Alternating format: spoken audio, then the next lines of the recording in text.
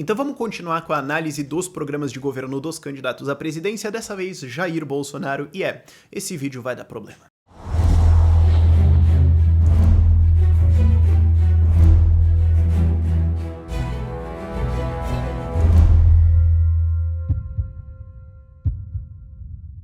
Porque a minha crítica ao Bolsonaro, e antes de tudo a minha crítica aos críticos do Bolsonaro, a minha crítica aos críticos do Bolsonaro é que eles criticam as coisas erradas nele. Tem uma coisa muito melhor para eles criticarem nele e apontar a contradição, só que essa coisa para eles criticarem é coisas que esses críticos de maneira geral defendem. Então essa que é a coisa, não dá pra você atacar o cara porque aquilo que você vai atacar nele também é o teu problema. E a minha crítica a ele, e que aparece muito nesse plano, é que os princípios do Bolsonaro, os princípios da candidatura dele, os princípios especialmente da galera que segue ele, são princípios coletivistas e não individualistas. Qual é a diferença? Okay? Isso vai acontecer muito no programa de governo dele.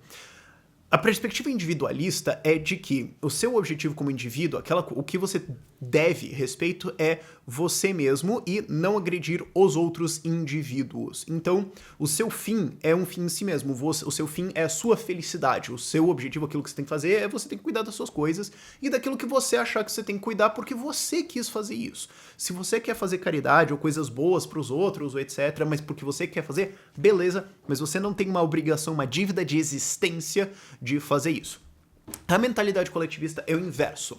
O fim, a coisa grande, o que importa, o importante, o objetivo é algum coletivo. Esse coletivo pode ser várias coisas. O proletariado, a família, a religião, a nação, pode ser a revolução. Você pode colocar o que você quiser, você pode colocar guitarristas, você pode colocar o que você quiser, velho. Mas é algum coletivo e ele, nessa perspectiva coletiva, é superior ao indivíduo. Ele tem o direito, os direitos que o indivíduo tem são concedidos pelo coletivo e se reserva o direito de retirar eles conforme necessário. E o que você tem que entender é que a ideia de liberalismo, e de liberalismo entendido corretamente, não com aquela galerinha eficientista que é só um desastre teórico, ok? Esquece essa galera. Tô dizendo, a ideia, para dizer o nome correto mesmo, libertarianismo, a ideia da defesa da liberdade da propriedade privada é individualista. Só existe propriedade privada para um indivíduo. Okay? Não existe a propriedade privada da nação. Se você assume direito de propriedade privada, eles só e unicamente só podem ser de um indivíduo. Você não pode adotar uma perspectiva coletivista, essas coisas são incompatíveis. E, como eu falei lá no vídeo do Alckmin lá atrás, o importante para você analisar um cara são os princípios dele, são os fundamentos que o cara acredita. Porque assim, tem as políticas e tudo mais, mas as coisas podem mudar e essas políticas, essas coisas propostas dele mudarem e elas vão mudar no fim das contas de acordo com os princípios. E, como nós vamos ver extensivamente ao longo desse programa, os princípios dele são princípios coletivistas. Eu não tô dizendo que ele entende, ele provavelmente sequer entende o que eu tô falando, ok? Só pra deixar isso claro, eu não tô acusando ele de ser um grande Maquiavel ou alguma coisa isso aqui. A maior parte do coletivismo defendido hoje é defendido em inocente ignorância, tudo bem, só tô dizendo que é isso que acontece aqui. E a gente já começa bem o negócio. Vamos lá. Assim, eu não vou nem fazer zoeiras ou críticas ao como foi feito o programa, deixa isso, vamos ficar no conteúdo, ok?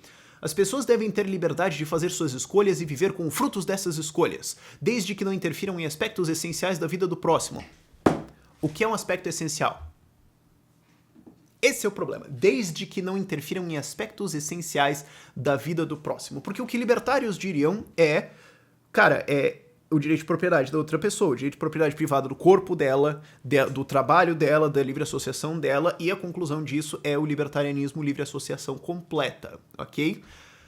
E se você não aceita isso, você aceita outra coisa que é assim, basicamente qualquer outra definição que você coloque vai abrir para coletivismo. Eu posso, por exemplo, usar essa frase, aspectos essenciais da vida do próximo, para justificar imposto sindical. Posso falar, olha, é um aspecto essencial da vida do próximo, da minha vida, ou da vida dos trabalhadores, que a gente tenha, né, uma representação e tudo mais. Isso aqui é muito importante, aspecto essencial da vida dos outros, né, o direito de proteção ao trabalho. Então você tem que ser obrigado a pagar imposto sindical. Ah, mas Rafael, é um pouco forçado o argumento.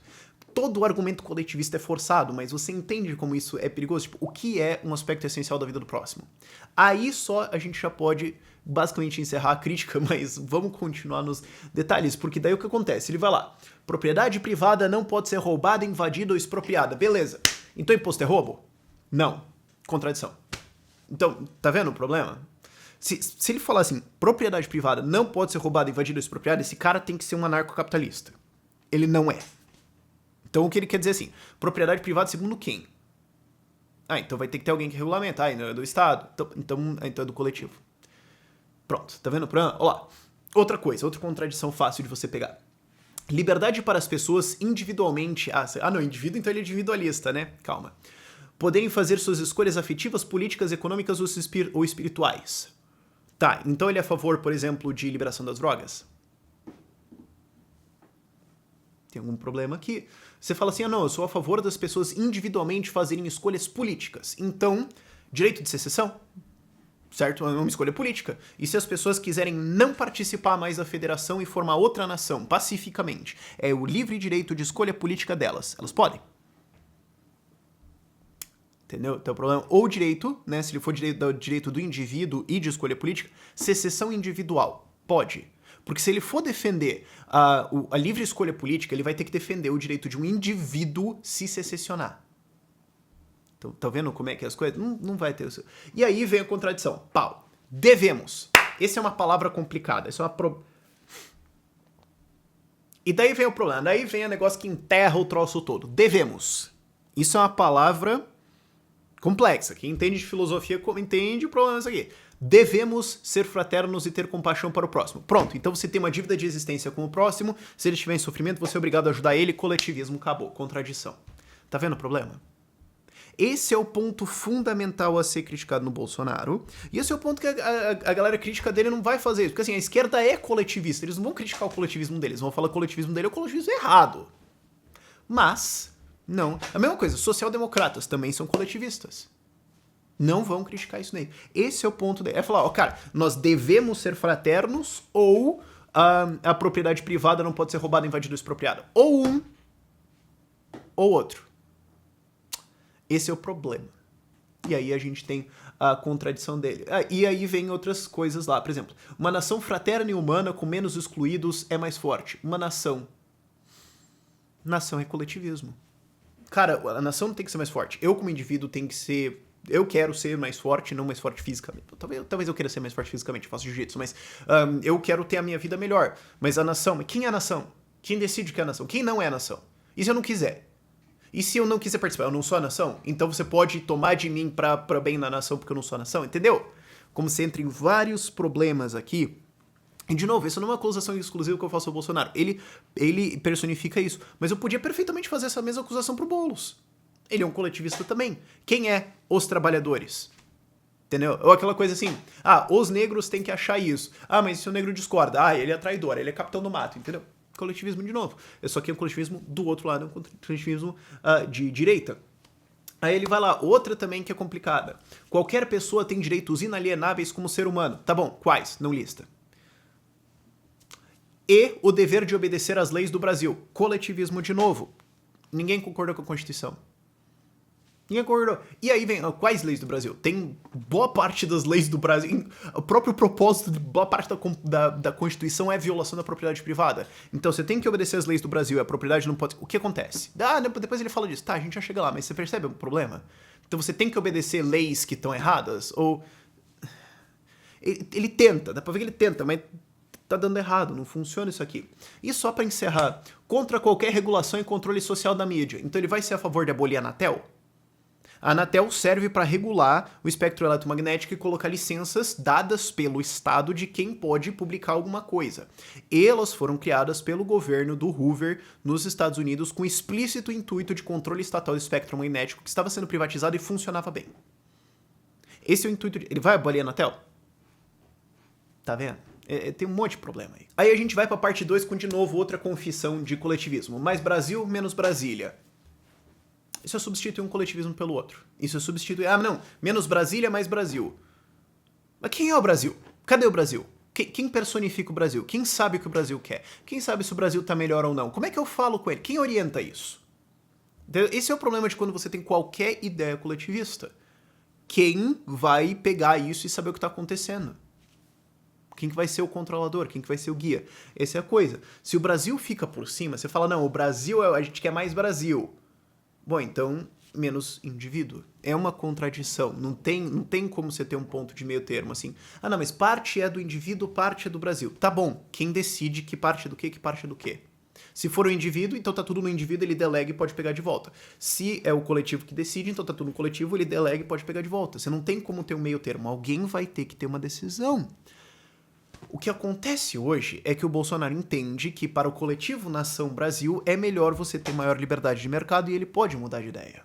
Essa que é a coisa. E o movimento dele pode mudar de ideia. Porque, assim, honestamente, ele não é o puxador do movimento. É um movimento coletivista de direito que existe no Brasil há muito tempo, tudo bem. Se você parar pra pensar, é mais uma das formas de varguismo, honestamente. Eu sei que é uma forma bem bizarra, assim, é tipo um coletivismo mínimo, de coletivismo eficientista, ok, você pode colocar o nome assim. Mas esse movimento coletivista de direita existe há muito tempo, vai continuar existindo. Agora eles têm alguma fixação por maior liberdade de mercado. Já passa. Por quê? Porque o princípio é nação primeiro. É só os caras acharem que a liberdade comercial, por exemplo, é ruim para a nação que já vira o ponto. Aí vai lá, defesa de Constituição. A gente vai defender a Constituição. Ué, mas se a Constituição foi feita por um bando de criminoso, o Aécio Neves é constituinte, gente. Michel Temer é constituinte. José Sarney é constituinte. Renan Calheiros é constituinte. Esses caras fizeram a Constituição. Esses caras fizeram a lei pela qual você vive hoje. Você realmente quer defender essa Constituição? Ela é uma coisa a ser defendida. E é pela Constituição que se fez uma porrada de crimes hoje. E pela Constituição que se viola a propriedade privada. Vamos defender ela? Por quê? Aí vai lá. Outra coisa. Economias de mercado são historicamente o maior instrumento de geração de renda. O empreendedor é o mecanismo de geração de renda. A economia não existe, mas isso é quase preciosismo meu. Outra coisa, graças ao liberalismo, bilhões de pessoas estão sendo salvas da miséria em todo mundo, né? Que ele vai tentar fazer uma defesa de por que ele é liberal e já mostrei que não é. Não tem como ser. Mas, aí ele fala, não, de novo isso é impreciso. É graças aos indivíduos empreendedores que hoje bilhões de pessoas estão salvas da miséria. O liberalismo é só uma ideia. Ele não faz nada. O liberalismo não tem uma capa mágica, fantástica, que sai por aí enriquecendo as pessoas. São indivíduos que fazem isso. Não é uma ideia, não é um país, não é uma política. Ok? Isso é muito claro. Parece até preciosismo, mas não é. E ele fala lá, mas o Brasil nunca adotou princípios liberais. De novo, errado.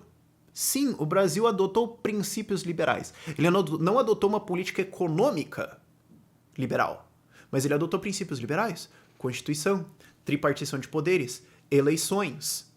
Isso são princípios liberais. E não funcionam. Eu vivo criticando isso aqui no meu canal. Isso aí são as utopias criadas pelos liberais clássicos que achavam que você consegue conter o Estado com tripartição de poderes, Constituição, Império da Lei, essas coisas assim. A gente vai ter um STF, vai super dar certo. São essas utopias que esses caras criaram para tentar conter o Estado e deu errado.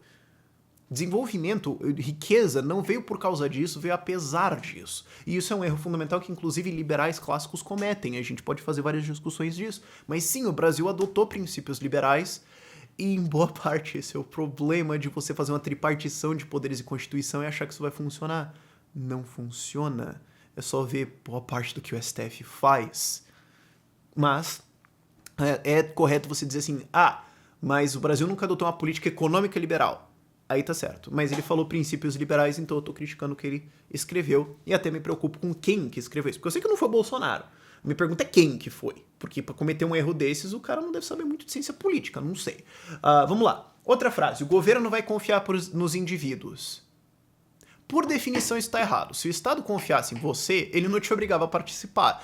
Seria opcional a sua participação no governo. Se o governo é compulsório, então significa que ele não confia em você por definição. Ok? Próxima parte, vamos lá. Linhas de ação. Isso é a parte só conceitual que é importante entender. Eu acho que essa é a parte...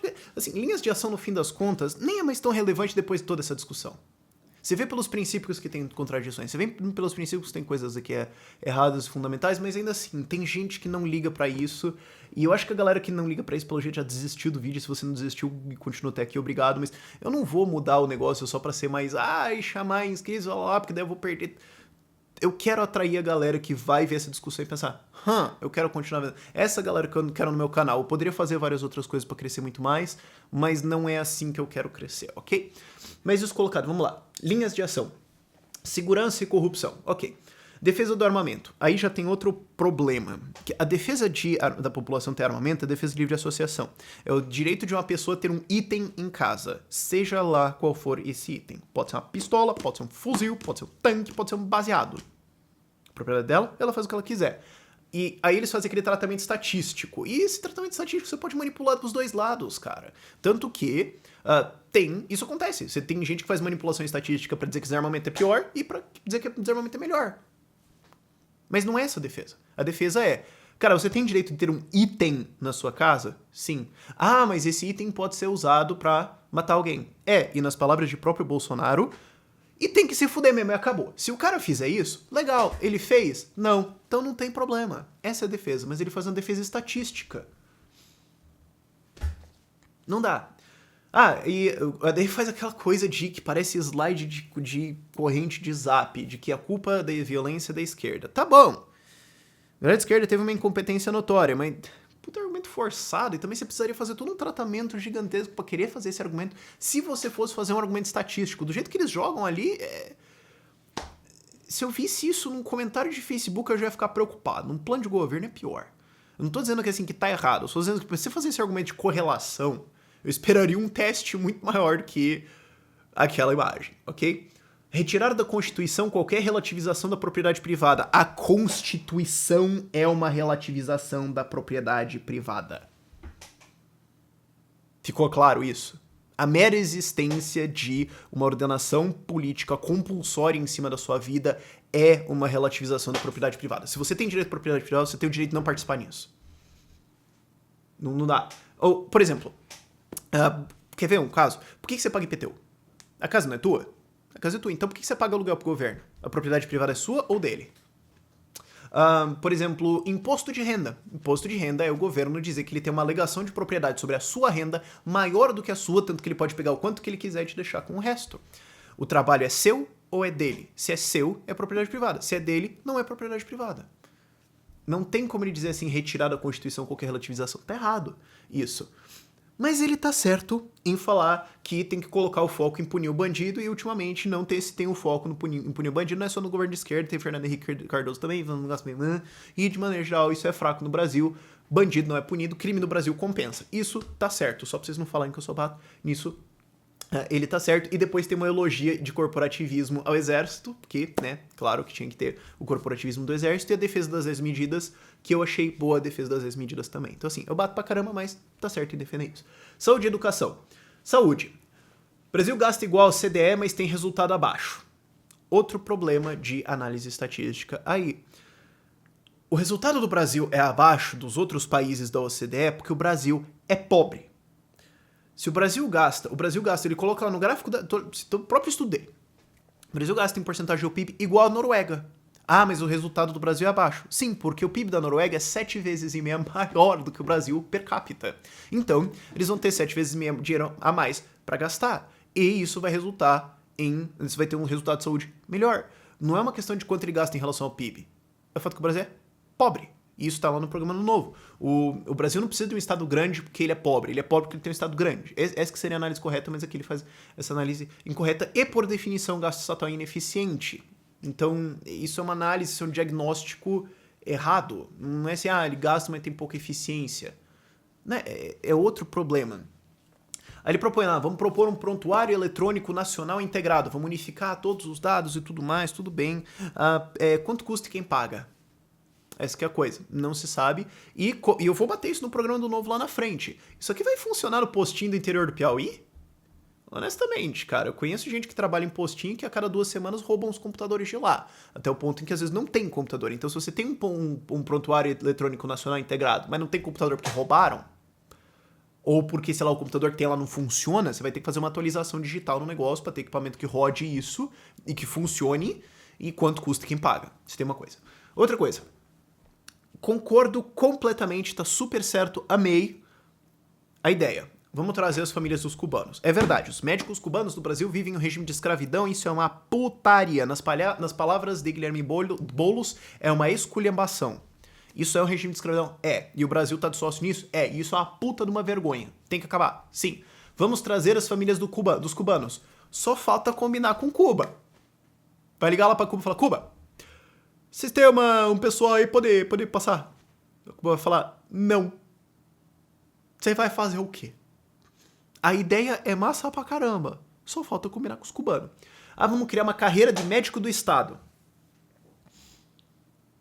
Eu fiquei surpreso de ver essa, cara. Eu fiquei surpreso.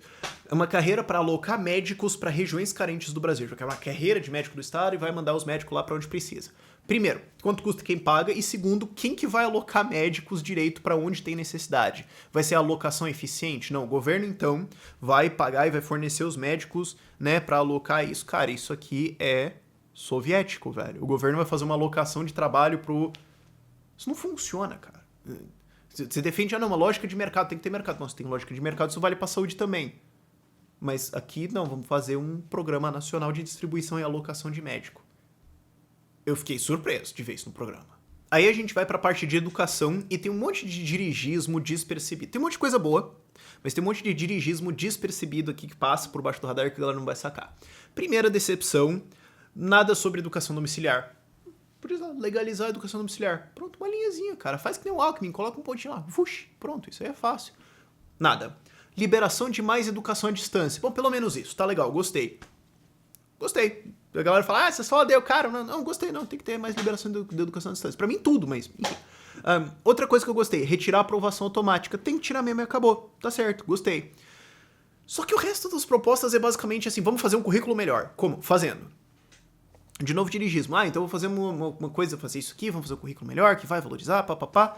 Cara, isso é a mesma coisa que você achar. Isso aí é você achar que o governo federal ou mesmo estadual municipal é capaz de fazer um currículo melhor do que o livre mercado. Um currículo de educação é um produto e, como qualquer coisa, vai ser feito melhor por dinâmicas de mercado. Isso aqui é só dirigismo. Outra coisa que eu fiquei meio, mano, pera aí. Me explica. Vamos fazer uma integração dos ensinos, para o ensino conversar um com o outro, né? Aí vai ser legal, não sei o quê. Percebam que isso é planejamento central. Porque o que acontece? A gente vai fazer uma integração dos ensinos para eles conversarem, né? Municipal, estadual, federal, pá. Então, quem que vai se integrar com quem? O ensino federal que vai se integrar com os 5.500 municípios ou os 5.500 municípios que vão se integrar ao ensino federal? E, como provavelmente vai ser municipal ou federal, quem que decide o federal? O ministro da Educação dele, você está centralizando toda a educação. A esquerda vai amar isso aqui, cara. A esquerda deve ter olhado isso aqui e falado, vai. Seja eleito, vai. Daí depois a gente entra no poder, pega isso aqui e sai correndo, cara. Entendeu? Isso aqui é você achar que o governo federal vai ser capaz de fazer um currículo que vai conversar com todos. Não dá, cara. Isso tem que ser descentralizado. Você tem que fazer o exato oposto. Descentraliza todo o currículo e o que vai acontecer? Bom, o mercado vai vendo o que tem que fazer. Não, isso aqui tá acontecendo lá, vamos tentar reagir, vamos tentar se ajustar. E o processo natural de ajuste de mercado vai conseguir fazer isso. É o que a Suíça faz. Sabe, às vezes a galera fica... Eu fico assim no teórico, a galera fala, tá bom, me fala onde que isso funciona, então. Suíça, pode ser? Na Suíça isso funciona e tá muito bem. O mercado é capaz de se coordenar e se ele não acha isso, então que pare de fingir que é liberal. Outra coisa lá, no slide seguinte, aí fica estranho. O modelo atual de pesquisa no Brasil está totalmente esgotado. Não há mais espaço para basear esta importante área de economia moderna em uma estratégia centralizada comandada em Brasília. Então a gente vai integrar. Mas daí pesquisa não. Eu não entendi. Os caras em um slide eles falam lá de, não, vamos integrar, né, para conversar melhor, mas daí a pesquisa não pode ser centralizada ou comandada por Brasília. Então vai ter integração ou não? Eu não entendi. Ah, mas vamos fazer parceria com o setor privado. Por que não fala de privatizar as universidades logo, pô? Nem o Novo tá falando disso. Eu tô falando, gente, vamos ser mais radical aqui, ok? Cobrar mensalidade já não tá mais... O Alckmin já tá falando disso, ok? Quando o Alckmin tá falando de alguma coisa, tá na hora de você ser um pouco mais radical que isso, ok? Dava pra fazer isso aqui. Mas bom. E, de novo, ele vai lá com falar de correlação e causalidade. Não, todos os países têm e por isso eles são mais desenvolvidos. Cara, pode ter vários outros fatores em cima que vão causar mais desenvolvimento tecnológico, não necessariamente as parcerias. Pode ser bom? Pode, mas não necessariamente. Vamos lá. As universidades em todos os cursos devem, de novo essa palavra importante, devem estimular e ensinar empreendedorismo. Não, mas assim, como é que você vai ter, digamos, as universidades em todos os cursos, tipo teologia na PUC? Você vai obrigar, então, teologia na PUC, digamos, a ensinar empreendedorismo? Cara, assim, eu acho que você tem que ter liberdade da universidade de orientar o que ela quiser. Se alguma universidade quiser orientar os cursos dele para empreendedorismo e inovação, beleza. Se outros não, beleza. Agora, isso aqui é você querer meter o que o governo federal vai dizer como é que as universidades vão se orientar. Isso é perigoso. E daí eu achei que ele já tinha enterrado esse meme. Eu achei que isso tinha acabado. Mas o Brasil vai ser um centro mundial de pesquisa em grafeno e nióbio. Eu achei que isso tinha acabado. infelizmente tá aqui. E ainda colocam lá, porque Jair Bolsonaro... Terceira pessoa, né? Porque Jair Bolsonaro viu isso num submarino nuclear. Cara, isso é argumento. Uau! E outra coisa, assim, de novo, você vai focar em uma coisa, então você vai ter que tirar de outra. O mercado, se você deixa o mercado livre, ele vai alocar o que ele quiser. Ele vai responder as necessidades. Ok. Uma vez que você fala, vamos focar aqui, então você vai ter que tirar de outro lugar. Você vai ter que falar, aqui não, aqui vai. Onde que é o que não? O que ele vai escolher? Porque daí ele vai decidir, não, isso aqui não é bom pra nação, isso aqui é bom pra nação, tá vendo? Ah, liberalismo, livre mercado, liberdade do indivíduo. Estão querendo orientar qual vai ser a pesquisa?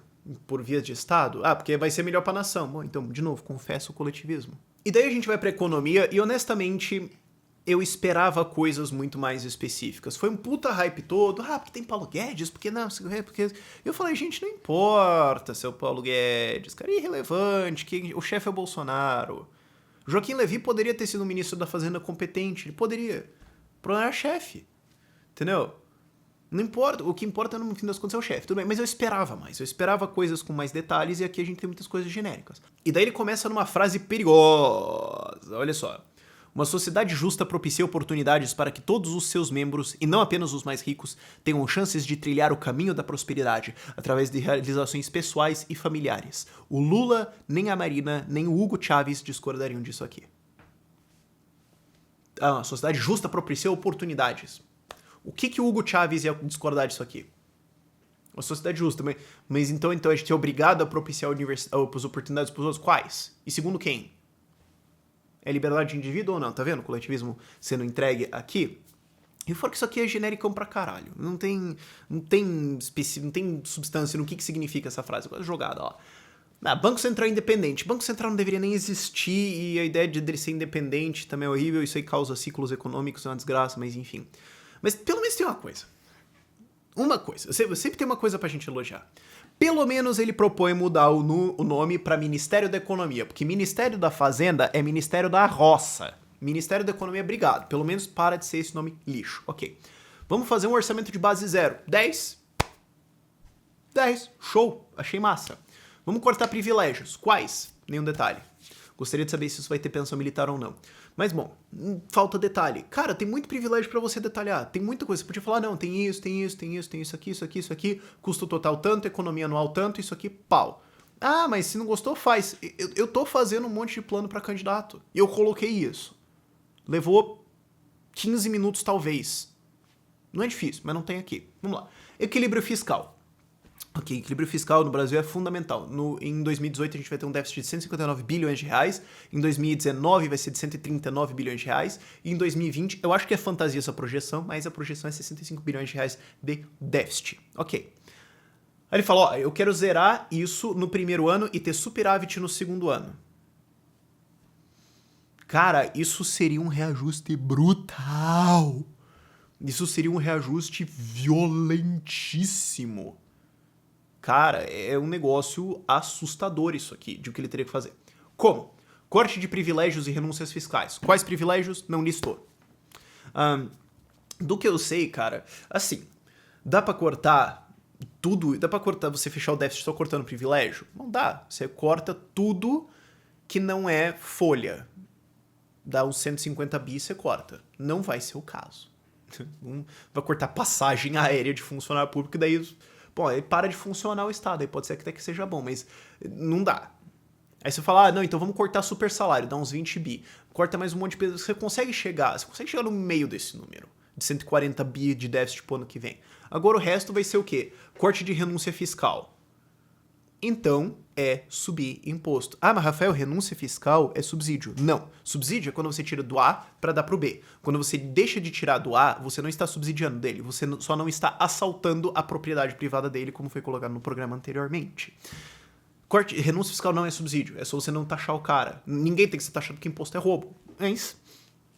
Vai fazer, então vamos tirar essas renúncias fiscais. Beleza, então você vai subir impostos aí ao tom de algumas dezenas de bilhões de reais. É o que você teria que fazer para resolver isso no primeiro ano, que é o que ele colocou aqui. Claro, ele não faz toda essa conta, ele só joga isso lá e sai correndo. Mas eu tô colocando aqui as implicações lógicas disso. Não dá. Você fala, mas todo mundo tem que pagar igual, Rafael. Não tem como você montar um sistema tributário onde todo mundo paga igual. É impossível. Ah, mas todo mundo vai pagar a mesma alíquota, então eles vão pagar valores diferentes. Ah, mas todo mundo vai pagar o mesmo valor, tá bom, então pobre vai ter que pagar 10 mil reais de imposto por ano e não vai dar certo. Ah, mas então a gente vai fazer... E mesmo que você consiga colocar o mesmo valor, aí vem uma coisa que é bem estranha de raciocinar, mas você entende um pouco de escola austríaca, você entende. Eu não valorizo 10 reais igual a você. O imposto em 10 reais em você é diferente do imposto em 10 reais em mim. Só pensa a diferença. Qual é a diferença entre o imposto de 100 reais no Zuckerberg, um dos caras mais ricos do mundo, e o imposto de 100 reais em um mendigo na rua? Você tá entendendo que esse valor de dinheiro é diferente para eles? Então, não existe como você ter um imposto igual. Ele sempre vai ser diferente, isso é um ideal inalcançável. Mas é isso. E o problema é que todo o processo fiscal dele, todo o processo dele de recuperação no Brasil depende disso. Porque ele fala, não, porque daí os juros vão baixar, vai subir a confiança, vai fazer não sei o quê, não sei o quê. Então tudo depende disso. Só que se melar isso aqui, se melar você cortar uma boa porrada de parte dos penduricalhos de servidores públicos, o que vai ter um puta lobby contra, ou subir esses impostos em renúncias fiscais, mela todo o plano econômico dele. Aí foram alguns desastres de história econômica, por exemplo, ele repetiu aquele mito de que o plano Marshall reconstruiu a Europa, isso já foi refutado já tem um bom tempo. Tem um plano lá, nós vamos reduzir 20% da dívida da União, né, da dívida pública, vendendo ativos da União. Tá, quais? Nada. Porque para você ter uma noção dos números que a gente está falando aqui, ok?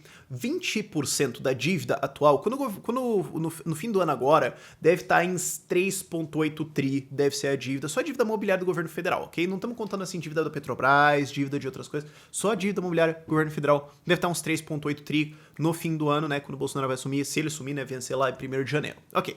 Então a gente está falando de 20% disso, é 760 bilhões de reais em privatizações. A Eletrobras está avaliada agora, a privatização dela, em 12,2 bilhões de reais. Erguer 760 pila não é fácil. E nem você metendo a faca na Petrobras, eu não sei se consegue resolver isso aqui, cara. É pesado isso aqui. Aí o que acontece? Ah, não, mas então a gente vai também, que eles colocam lá, a gente vai pegar devoluções de recursos de instituições financeiras, o que de maneira geral significa pegar o caixa do BNDES, que é o que o governo Temer já tá fazendo e tem que fazer isso mesmo e acabou, e tem que fechar o BNDES mesmo e acabou. A questão é que isso hoje tá dando aí uns 100, 150 bi por ano, varia, né? Então assim, tá, beleza, digamos que você consegue 200. Então você queria reduzir em 760 bi, você vai lá e pega 200, falta agora você pegar 560 bi. Da onde vai sair R$500 bilhão de reais? Eu não sei de onde vai ser isso. E depois lá na frente, eu tô puxando isso agora, né? Eu estou mais na frente do plano dele, porque nessa parte econômica tá meio solta a coisa, assim, eu não consigo entender, tem umas coisas que estão meio dispersas. Mas ele falou, não, o BNDES tem que retornar à centralidade em um processo de desestatização. O que isso significa? Então que o BNDES vai ajudar a emprestar para alguém comprar estatal, é isso? Porque não tá esclarecido, mas é a única coisa que dá pra você imaginar que ele vai fazer. O BNDES faz o quê? Torcida não é, ele empresta dinheiro. Então ele vai emprestar dinheiro para entrar no processo de desestatização? Mas ele não ia devolver caixa? Então ele vai devolver caixa para fechar o tesouro ou ele vai emprestar? Ou ele vai fazer os dois? E se ele vai fazer os dois, pergunta. Quanto custa quem paga? Com que caixa?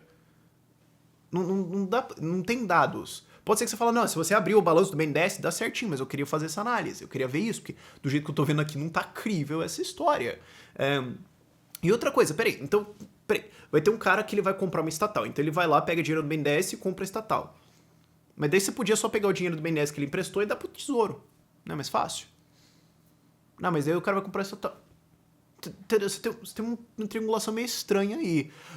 Aí fala, vamos preservar as estratégicas. Quais? Não fala nada sobre isso. Reforma da Previdência. Vamos fazer um novo sistema de capitalização que quem está entrando agora pode escolher para qual vai. Bom, então todo mundo vai para o sistema de capitalização porque ninguém ficaria no sistema atual, porque também vai reduzir os encargos da sua CLT, então tudo bem, beleza. Aí até os empregadores vão preferir isso, então beleza, vai todo mundo para capitalização. Pergunta, Lesk. Quem que vai pagar o rombo da Previdência agora?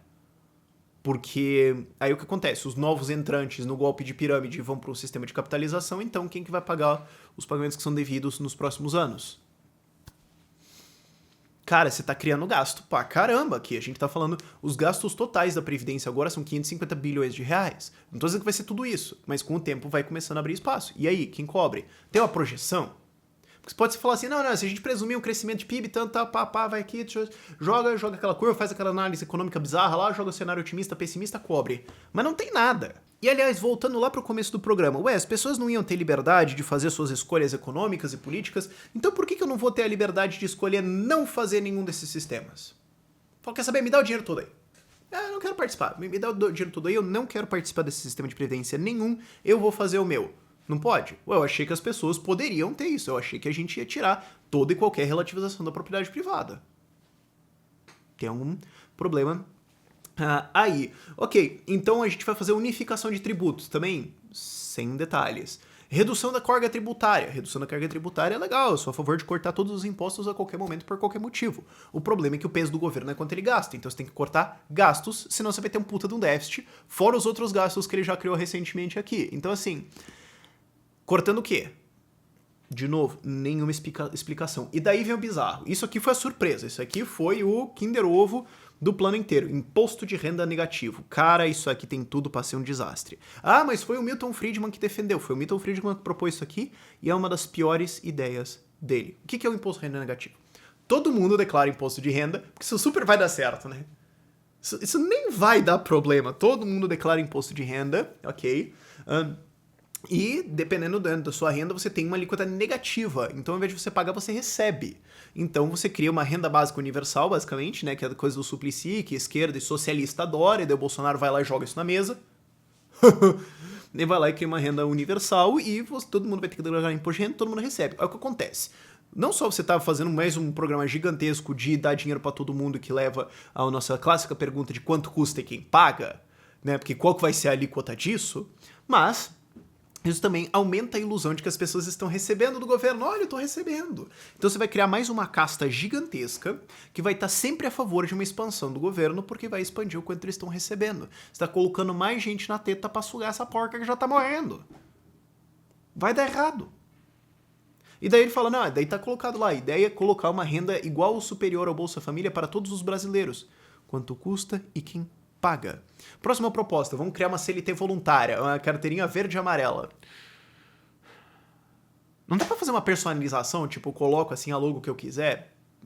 Seria legal, eu não queria uma verde e amarela, muito feio, mas enfim. A ideia é que na prática abole a CLT. A gente fala, tá bom, vai ter a CLT e vai ter uma CLT opcional, mas todo mundo vai ir pra outra. Bom, e daí como é que vai ficar os encargos, certo? Porque tem um monte de encargos que são pagos na CLT, quem paga isso? Porque se é nova vai ter outro contrato, então você não vai pagar nada, quem cobre o rombo, quanto custa quem paga. Segundo, porque daí todo mundo vai trocar pra isso. Bom, e daí como é que você vai financiar as outras coisas? Né? Não sei, corta.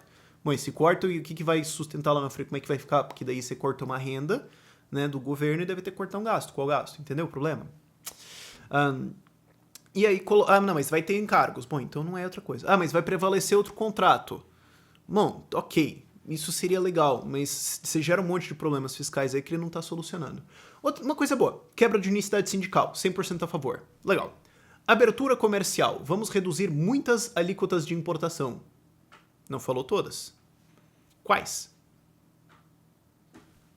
De novo, nada.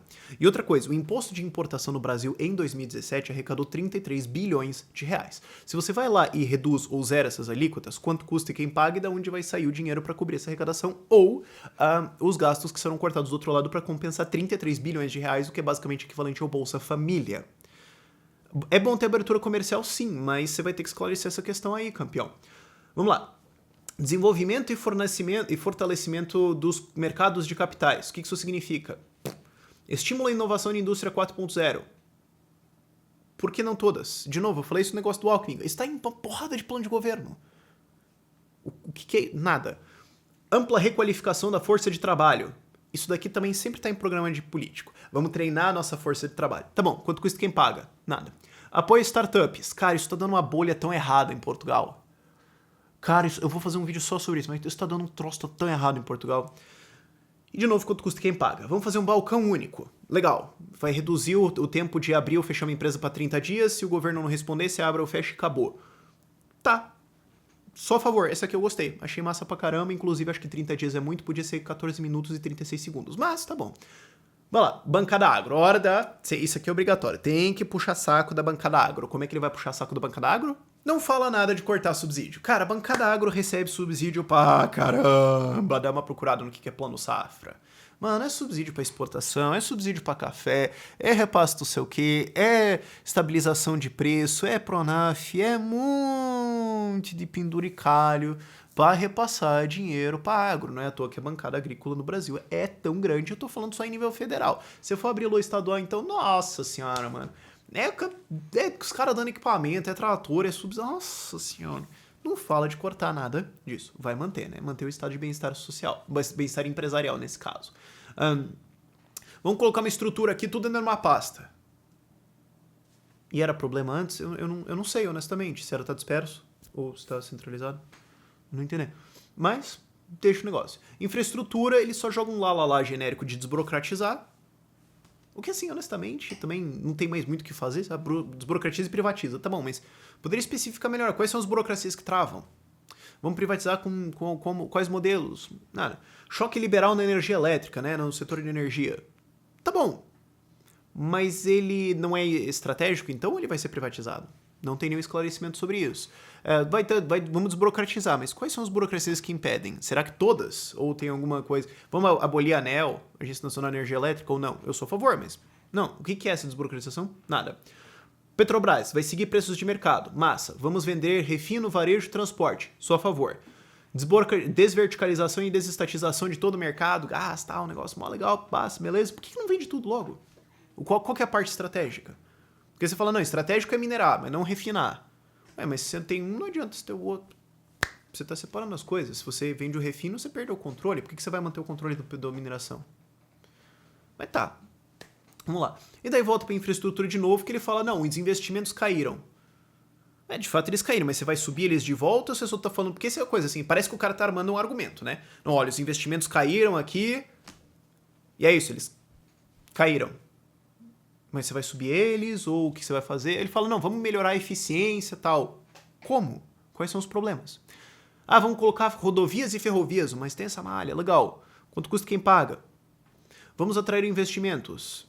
Tá, é bom e até é fácil de saber como vai fazer isso, mas ainda assim tá muito genérico. E esse é o plano econômico. Honestamente, eu esperava mais detalhes e profundidades aqui. E daí, vai pro slide final, é meio que assim, acabou o vídeo. Negócio assim, vai lá, vamos resgatar a fraternidade, volta para o coletivismo, né? Inventa uma definição de fraternidade lá que nunca vi, honestamente, e isso não resolve o problema, e é sempre bom lembrar daquilo que o Bastiat falou sobre a Revolução Francesa, liberdade, igualdade e fraternidade. Ele falou, as últimas duas vão acabar com a primeira. Você não pode ter fraternidade compulsória e igualdade compulsória, não que isso esteja colocado no programa do governo dele, mas só fraternidade já pode. Você não pode ter isso e liberdade. Ou um ou outro, cara. É legal você querer ajudar os outros, se você quiser, ajude, mas você não tem que ter uma obrigação disso. E é meio estranho que isso só volta, tipo, o trem batendo na parede, volta isso e acaba o programa. Mas é esse o programa. Espero que o vídeo tenha sido útil. Por esse vídeo é isso. Tchau, tchau.